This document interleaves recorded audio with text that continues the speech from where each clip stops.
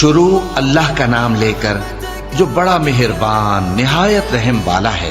اے چادر میں لپٹنے والے، اٹھو، اب خبردار کرنے لگو اور اپنے پروردگار کی بڑائی بیان کرو، اور اپنے کپڑے پاک رکھو اور شرک کی گندگی سے تو الگ ہی رہو، اور اس نیت سے احسان نہ کرو کہ اس سے زیادہ کے خواہاں ہو، اور اپنے پروردگار کی خاطر صبر کرتے رہو۔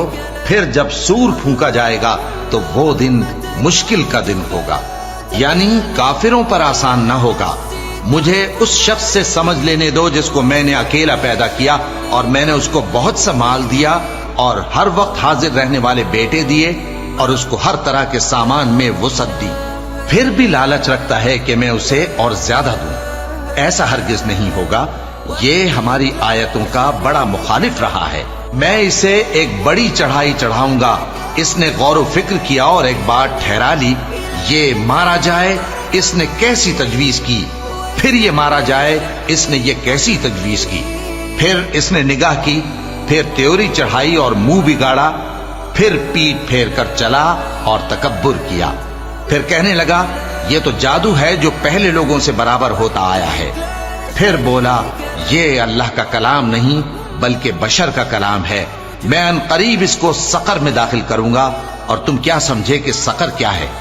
وہ ایسی آگ ہے کہ نہ باقی رکھے گی اور نہ چھوڑے گی، اور بدن کو جھلس کر سیاہ کر دے گی۔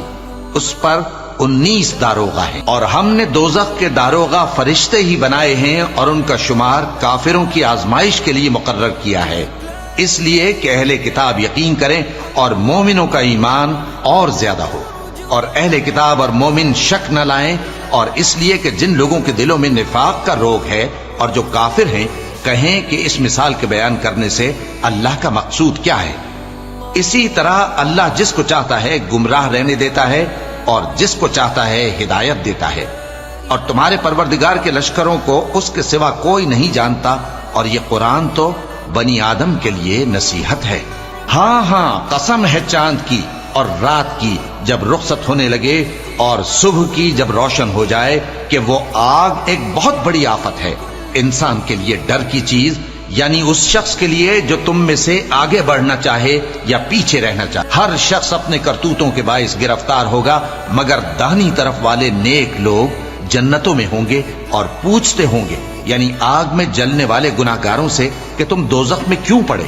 وہ جواب دیں گے کہ ہم نمازیوں میں شامل نہ ہوئے، اور نہ ہم فقیروں کو کھانا کھلاتے تھے، اور ہم بحث کرنے والوں کے ساتھ مل کر بحث کرتے تھے، اور روز جزا کو جھٹلاتے تھے، یہاں تک کہ ہمیں موت آ گئی۔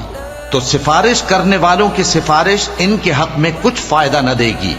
ان کو کیا ہوا ہے کہ نصیحت سے روگرداں ہو رہے ہیں، گویا گدھے ہیں کہ بدک جاتے ہیں جو شیر سے ڈر کر بھاگ جاتے ہیں۔ اصل یہ ہے کہ ان میں سے ہر شخص یہ چاہتا ہے کہ اس کے پاس کھلی ہوئی کتاب آئے، ایسا ہرگز نہیں ہوگا۔ حقیقت یہ ہے کہ ان کو آخرت کا خوف ہی نہیں۔ کچھ شک نہیں کہ یہ قرآن نصیحت ہے، تو جو چاہے اسے یاد رکھے، اور یاد بھی تبھی رکھیں گے جب اللہ چاہے۔ وہی اس لائق ہے کہ اس سے ڈرا جائے، اور وہی معاف کرنے والا ہے۔